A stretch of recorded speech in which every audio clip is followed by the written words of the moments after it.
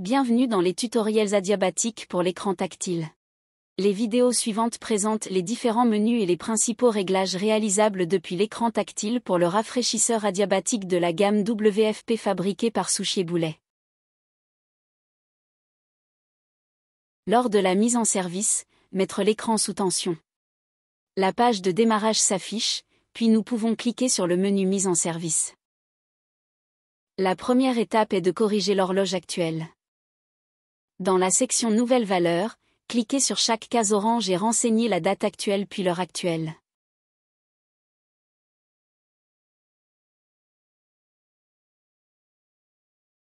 Cliquez ensuite en bas à droite pour appliquer cette modification. Vérifiez que l'horloge actuelle est correcte. Passez ensuite à l'étape suivante. La deuxième étape consiste à vérifier la communication entre l'écran tactile et l'automate mètre. En cas de communication établie, l'icône est bleue. Si la communication est défectueuse, l'icône est rouge. En cas de non-communication, vérifiez le câblage. Passez à l'étape suivante. L'étape 3 sert à renseigner le type d'installation. Cliquez sur l'icône en haut à droite pour faire défiler les configurations possibles et sélectionnez celle qui correspond à l'installation actuelle. Nous pouvons être en WFP, ou en NFG, ou alors en mode Twin. Le mode Twin correspond à une NFG sur l'air soufflé et une NFG sur l'air repris. Passez ensuite à l'étape suivante. L'étape suivante est la déclaration des esclaves.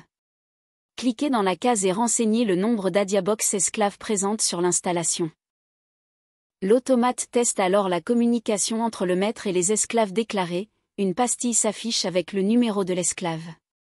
Elle est verte si la communication est établie, rouge si la communication est défectueuse, il faut alors vérifier le câblage. L'étape 5 est la déclaration des capteurs présents sur l'installation. Bien identifier les différents capteurs présents ou non présents. Identifiez également le type de capteur, ainsi que la plage de mesure de ces capteurs quand il y en a une. Cliquez ensuite sur chacune des icônes pour faire défiler les types de capteurs et sélectionner la configuration correcte pour toute l'installation. L'option non utilisée est également disponible quand le capteur est absent. Passez ensuite à l'étape 6. Cette page permet de régler les paramètres de l'eau. La première valeur réglable est le temps en minutes durant lequel l'Adiabox stockera l'eau entre deux utilisations du mode adiabatique. Cette valeur est modifiable. Effectuez une mesure du TH de l'eau et renseignez ensuite le nombre de cycles adiabatiques qui seront effectués avant de faire une vidange pour déconcentration. La page information donne une table de correspondance entre le nombre de cycles et le TH de l'eau. Si la mesure du TH est de 12, renseignez 6 cycles. Nous pouvons maintenant passer à la dernière étape. La dernière étape permet de vérifier les versions de programme adiabatique sur l'automate et sur l'écran tactile. Les deux numéros de version doivent être les mêmes.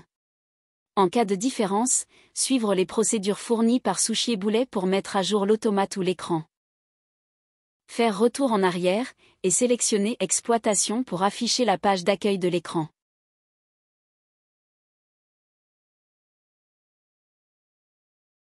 Bienvenue sur la page d'accueil de l'écran tactile.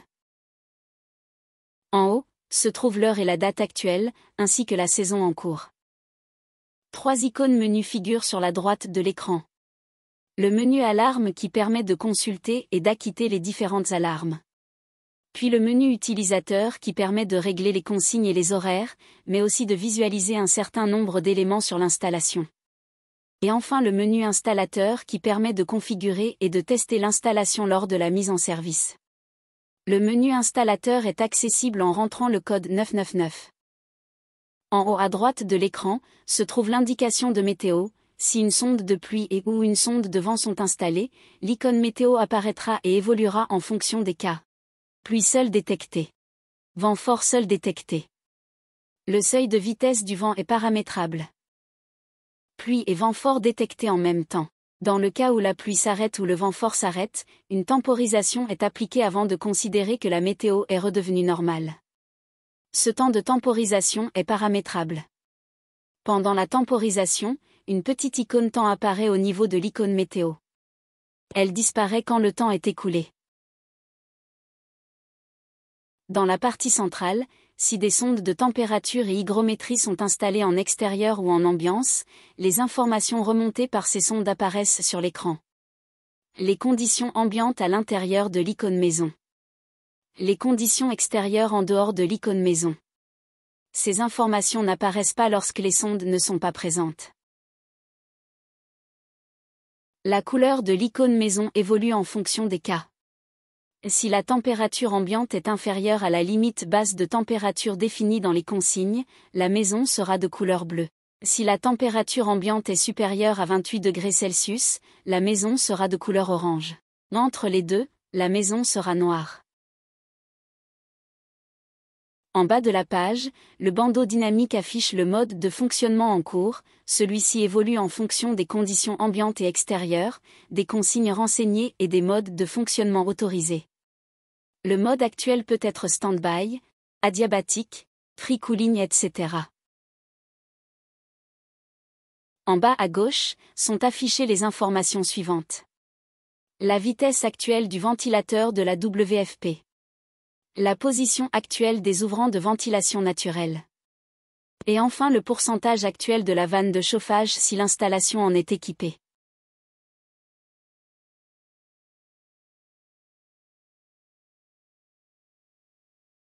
Pour consulter les alarmes, allez dans le menu Alarmes. Chaque défaut est associé à une icône. Lorsque le défaut est détecté, l'icône devient rouge. Le défaut de remplissage est détecté lorsque le niveau d'eau dans la cuve n'atteint pas le niveau 3 alors que le remplissage est enclenché depuis plus de 30 minutes. Le défaut vidange est détecté lorsque la vanne de vidange est ouverte depuis plus de 5 minutes et que la cuve n'est toujours pas vide. Pendant 48 heures, le module continue de fonctionner normalement et tente de vidanger à chaque utilisation du mode adiabatique. Si ce défaut persiste pendant 48 heures, le module adiabatique passe en erreur. Une intervention est nécessaire pour intervenir sur la vanne et réarmer le défaut. Le défaut trop plein est détecté si le niveau d'eau dans la cuve est égal à 4 pendant plus de 2 minutes. Le défaut flotteur est détecté lorsque la mesure du flotteur est incohérente et ne correspond à aucun niveau d'eau.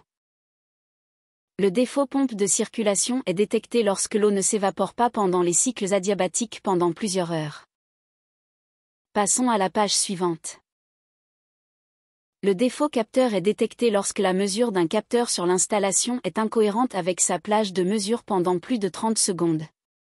Ce défaut n'empêche pas le fonctionnement. Le défaut de communication esclave est détecté lorsque la communication est défectueuse pendant plus d'une minute entre l'automate maître et un automate esclave. Le défaut ventilateur est le défaut câblé sur l'entrée de l'automate. Le défaut de discordance de fermeture des ouvrants de ventilation est détecté lorsque la gestion de fin de course existe et que, pendant plus de 15 secondes, elle indique que les ouvrants sont fermés alors que l'automate estime les ouvrants ouverts. Pour acquitter une alarme, passez à la page suivante et cliquez sur le bouton de remise à zéro des défauts. Nous constatons que les alarmes ont bien disparu. Sur la page suivante, le journal d'alarme permet de consulter les 4 alarmes les plus récentes, avec l'horodatage associé. Si des Adiabox esclaves sont présentes sur l'installation, le journal d'alarme de chaque esclave est disponible sur les pages suivantes.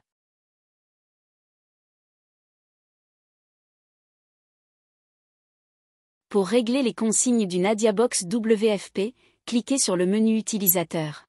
Puis cliquez sur le menu Consignes. Nous pouvons voir et régler toutes les consignes sur cette page ainsi que la suivante. Pour changer une consigne, cliquez sur sa valeur et rentrez une nouvelle consigne. En occupation, le mode adiabatique ne sera possible que si la température ambiante dépasse la consigne adiabatique occupation. De même en inoccupation avec la consigne adiabatique inoccupation. Pour que le mode adiabatique puisse se déclencher, il faut également que la température extérieure dépasse la température extérieure minimale de consigne, et que les hygrométries ambiantes et extérieures ne dépassent pas leur maximum de consigne. La ventilation naturelle est possible seulement si la température ambiante dépasse la limite basse. Ensuite, pour que la ventilation naturelle s'enclenche, il faut que la température ambiante dépasse la température de consigne.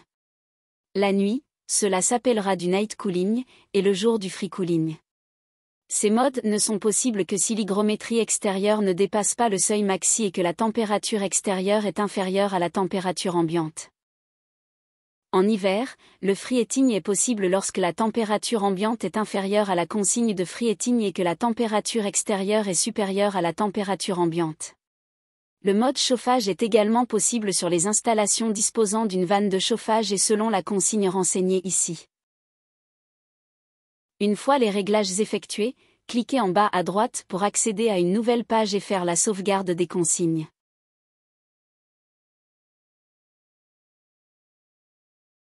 Pour mettre à jour la date et l'heure, cliquez sur le menu Utilisateur. Puis, cliquez sur le menu Horaire, et ensuite cliquez sur l'icône avec la molette de réglage. On va voir l'heure actuellement prise en compte, et, juste en dessous, nous allons pouvoir renseigner la nouvelle heure. Cliquez sur chaque case orange, pour changer la date, puis l'heure.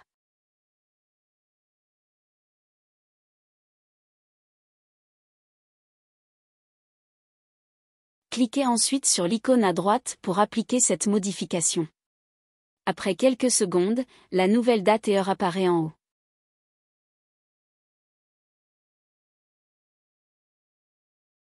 Pour effectuer les réglages des plannings, cliquez sur le menu Utilisateur. Puis cliquez sur le menu Horaire. Nous pouvons voir ici que c'est le planning de l'écran qui est appliqué. Et, en dessous, nous pouvons lire et modifier les horaires d'occupation. Pour modifier les horaires, cliquez sur une valeur. Pour fonctionner sur une seule plage, videz les valeurs de la deuxième plage.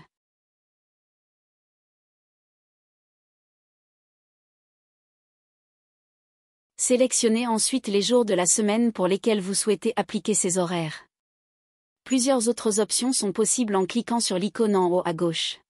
Tout d'abord, occupation fixée. Nous serons alors toujours en occupation, peu importe l'heure ou le jour. À l'inverse, nous pouvons choisir inoccupation fixée. Ou encore nuit fixée. Et enfin, le planning imposé par une GTB. Nous passons ensuite au planning de nuit. De la même manière, définir des horaires ainsi que des jours pour le planning nuit. Enfin, nous passons à la page de réglage des saisons. Ici nous pouvons modifier les dates pour le début et la fin de l'été. Elles seront prises en compte si la saison est définie par les paramètres de cet écran. En cliquant sur l'icône, nous pouvons activer l'option été fixé ou hiver fixé. La saison ne dépendra alors plus des dates renseignées. Attention, le mode adiabatique n'est disponible qu'en été.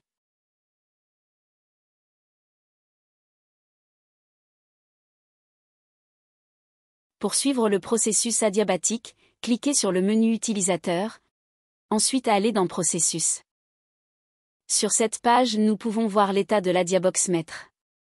Le bandeau tout en bas indique le mode de fonctionnement actuel, stand-by, adiabatique, free cooling etc. Le pourcentage de vitesse du ventilateur ainsi que le pourcentage d'ouverture des ouvrants est visible en haut à gauche. Le reste de la page est consacré au processus adiabatique et à l'état de ses composants. L'état de la vanne de vidange, de la pompe et de la vanne de remplissage sont consultables. L'image évoluera en fonction du niveau d'eau, qui sera indiqué un peu plus bas, ici, la cuve est vide. En dessous du niveau d'eau, figure une indication sur l'étape adiabatique en cours lorsque ce mode est activé. Lorsque les conditions de température et d'humidité le permettent, le mode adiabatique est activé. Le mode adiabatique se lance, et la première étape est d'effectuer un rinçage et une vidange pendant 5 secondes, la vanne de remplissage et la vanne de vidange sont ouvertes. Ensuite, la vanne de remplissage se ferme mais la vanne de vidange reste ouverte quelques secondes supplémentaires pour s'assurer que la cuve est bien vide. Commence ensuite le remplissage. Nous pouvons voir que la vanne de remplissage est ouverte et que le niveau de l'eau dans la cuve évolue. Le niveau d'eau passe au niveau 1. Puis au niveau 2. Lorsque le niveau 2 est atteint, la pompe se met en marche. Le ventilateur démarre peu de temps après. L'air traversant la WFP est donc humidifié. Lorsque le niveau 3 est atteint, la vanne de remplissage se referme. L'installation enchaîne alors plusieurs cycles adiabatiques, l'eau à l'intérieur de la cuve est évaporée, le niveau d'eau descend au niveau 2. Lorsque la cuve atteint le niveau 1, nous estimons qu'un cycle a été effectué, nous arrêtons la pompe et le remplissage reprend. La pompe redémarre au niveau 2. Plusieurs cycles avec des évolutions de niveau dans la cuve sont effectués. Lorsque le nombre de cycles avant déconcentration est atteint, une vidange de déconcentration est effectuée.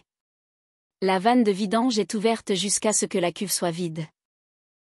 Le processus adiabatique reprend alors au début, par un rinçage avec vidange.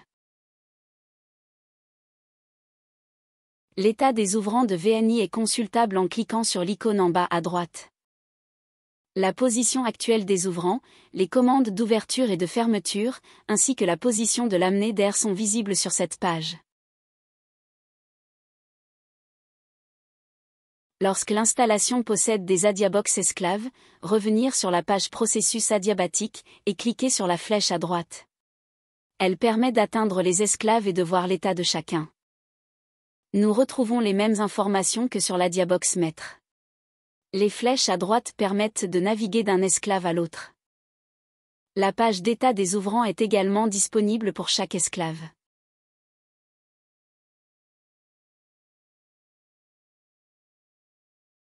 Pour configurer les modes de fonctionnement, allez dans le menu installateur et rentrez le code 999. Allez ensuite dans le menu autorisation. Cette page sert à définir les modes de fonctionnement que vous souhaitez autoriser sur l'installation.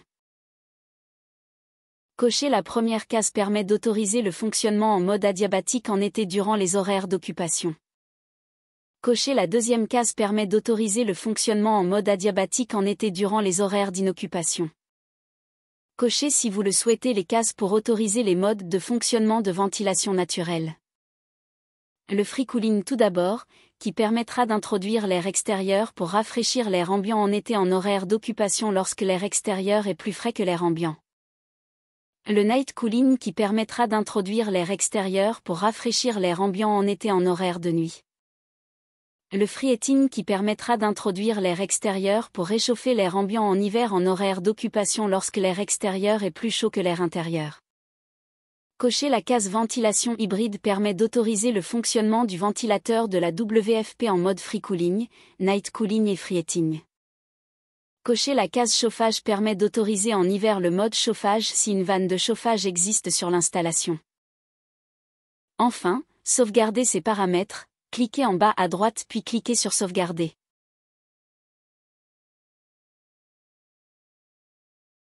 Pour imposer manuellement un mode de fonctionnement à l'installation, allez dans le menu installateur et rentrez le code 999.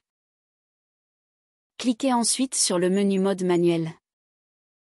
La liste de tous les modes disponibles figure sur cette page, Standby, Free Cooling, Night Cooling etc. Actuellement, l'installation est en mode automatique, comme mentionné en haut à gauche. Le fonctionnement en mode manuel imposé ne tient pas compte des consignes ni des horaires ni des autorisations. Cependant, il prend en compte l'ordre de marche sur l'entrée M11. Pour imposer un mode, cliquez sur l'icône associée. La mention devient alors manuel avec le nom du mode imposé Free Cooling et l'icône est devenue une main. Revenir sur la page d'accueil, le bandeau dynamique en bas mentionne désormais manuel, Free Cooling. La demande a bien été prise en compte. Nous pouvons voir que les ouvrants se sont ouverts et que le ventilateur s'est mis en marche. Revenir dans le menu mode manuel. Pour annuler le mode imposé, cliquez sur la main tout en haut à gauche, la mention redevient mode automatique et l'icône redevient un A grisé. Le module est repassé en fonctionnement automatique.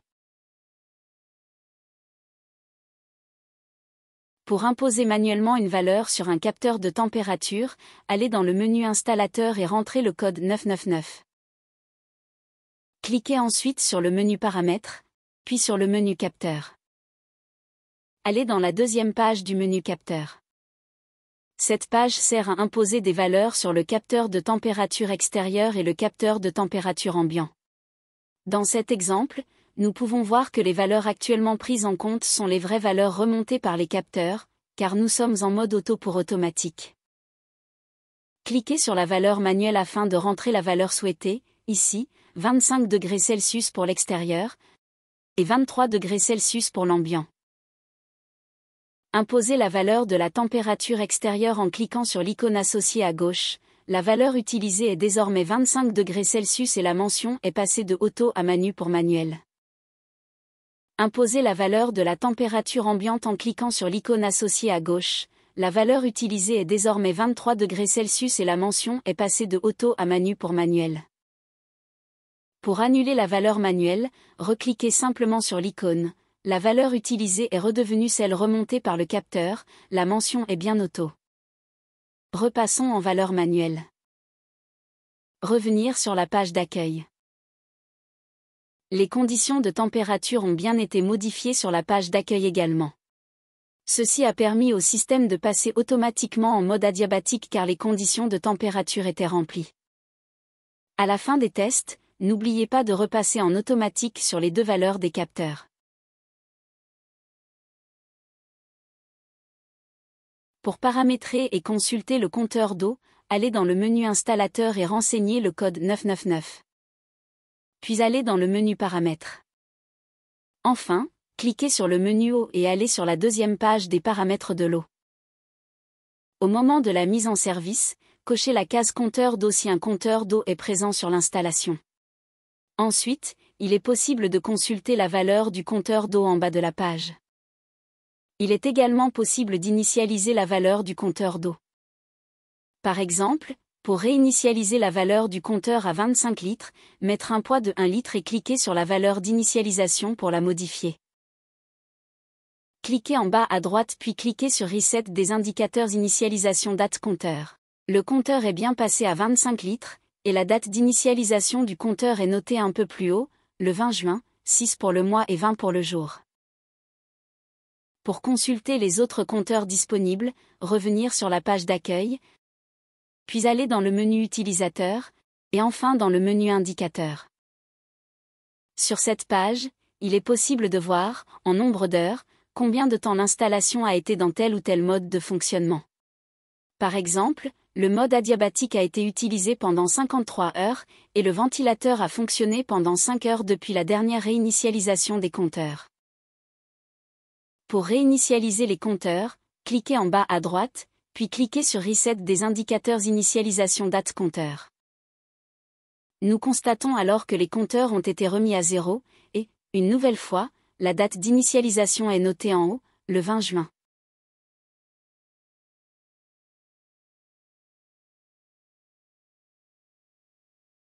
Pour configurer l'installation, allez dans le menu Installateur et renseignez le code 999. Ensuite, allez dans le menu Paramètres, puis le menu Configuration. Ce menu permet de définir les éléments présents sur l'installation. Tout d'abord, renseignez le type d'installation, WFP, NFG ou Twin. Renseignez ensuite le type de la quatrième sortie analogique de l'automate. Cette sortie peut piloter plusieurs types d'équipements, au choix. Cliquez sur l'icône pour changer le paramétrage. La sortie AO4 n'est pas attribuée. Ou bien la sortie commande un registre d'air neuf. Ou alors elle pilote une vanne de chauffage. Ou encore il s'agit de la recopie de la commande de vitesse du ventilateur. Ou la sortie est la commande on-off du ventilateur. Ou, enfin elle commande une amenée d'air. Renseignez ensuite le type de flotteur, il peut être digital ou analogique. Les installations récentes sont toutes en flotteur analogique. Enfin, renseignez s'il existe une gestion de fin de course pour les ouvrants de ventilation naturelle sur l'entrée M6 de l'automate. Passez ensuite à la deuxième page. Cochez la première case si un anémomètre est présent sur l'installation. Ceci n'est possible que si l'installation est en flotteur analogique. Cochez ensuite la deuxième case pour activer le blocage écran, si la communication entre l'automate maître et l'écran tactile est défectueuse pendant plus de 4 heures, le module s'arrêtera de fonctionner. Cochez ensuite la troisième case si vous souhaitez activer la fonction de protection température de reprise, le module s'arrêtera de fonctionner si la température ambiante dépasse les 55 degrés Celsius. Cochez ensuite la dernière case si vous souhaitez activer la fonction anti-condensation. Le module ne pourra pas passer en mode adiabatique ni dans aucun mode de ventilation naturelle si l'humidité extérieure dépasse les 17 grammes par kilogramme. Pour configurer le nombre d'esclaves, retournez sur le menu Paramètres et allez dans le menu Zoning. Renseignez le nombre d'Adiabox esclaves. Une pastille apparaît alors avec le numéro de l'esclave pour chaque esclave déclaré. La pastille est verte si la communication est fonctionnelle, la pastille est rouge si la communication est défectueuse. En cas de non-communication, vérifiez le câblage.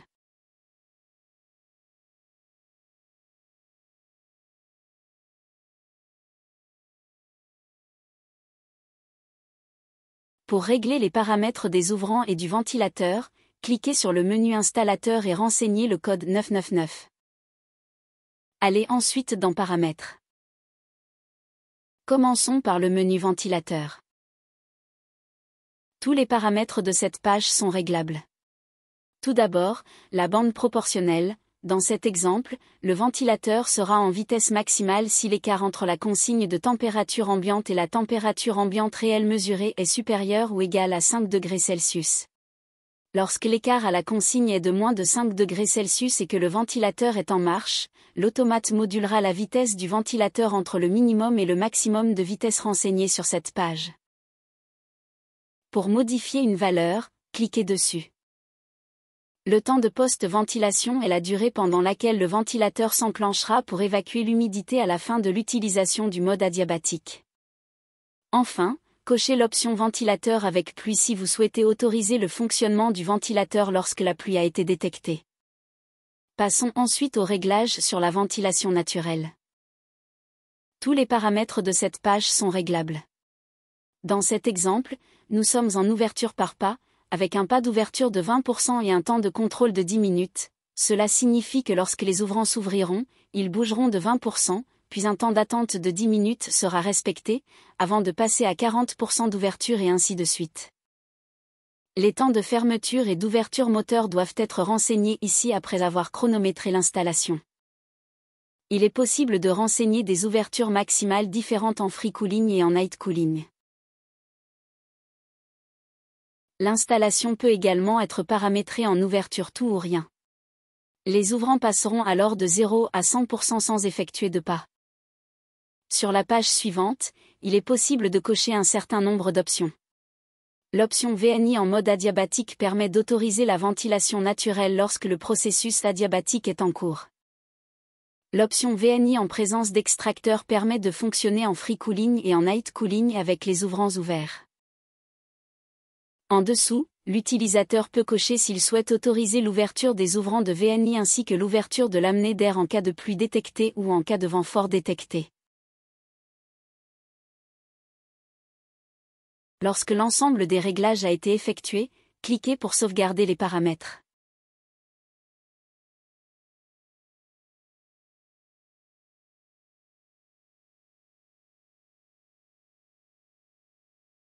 Pour effectuer un test fabricant, cliquez sur le menu Installateur et rentrez le code 999. Cliquez sur Paramètres. Allez dans Test fabricant et renseignez le code 5555. Pour passer en test fabricant sur l'automate mètre, cliquez sur l'icône en haut à droite, l'automate passe en forçage manuel des sorties. Nous pouvons alors activer chaque relais de l'automate mètre sur cette page. Chaque relais de l'automate possède une LED. À chaque activation de relais depuis l'écran, il est donc possible de vérifier visuellement l'activation de la LED associée. En cochant la case du relais à 3, la LED associée s'allume, et la vanne de remplissage passe de fermé à ouvert. En dessous, en cochant la case, la pompe de circulation passe de arrêt à marche. L'activation de la pompe n'est possible que si le niveau flotteur est supérieur ou égal à 2. Le relais B3 active la vanne de vidange, et le relais D3 l'alarme. Sur les pages suivantes, nous testons les sorties analogiques. Tout d'abord, nous pouvons lancer le ventilateur, puis, ouvrir le registre d'air neuf, et enfin tester la vanne de chauffage lorsque l'installation en possède une. Sur la dernière page, nous pouvons ouvrir ou fermer les ouvrants de ventilation naturelle. Ces deux actions ne sont pas possibles en même temps. Nous pouvons également ouvrir l'amener d'air si l'installation en possède une. Lorsqu'il existe des esclaves WFP, il est possible de cliquer sur la flèche en bas à droite pour effectuer exactement les mêmes tests sur le premier esclave.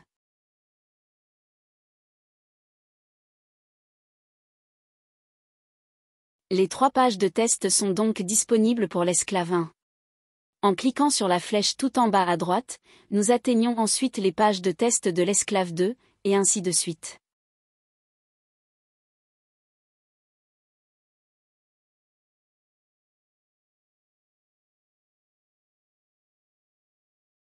Pour obtenir plus d'informations, rendez-vous sur le site internet souchier-boulet.com. Dans la section Outils, allez dans le Notipack. Allez dans la sous-section 11 Rafraîchissement, et sélectionnez Rafraîchissement adiabatique, et enfin Adiabox WFP 16000 ou WFP 31000. Vous trouverez alors toute la documentation détaillée, le cahier technique, les coupes et les plans, la documentation commerciale, ainsi que la documentation technique. Bonne lecture et à bientôt.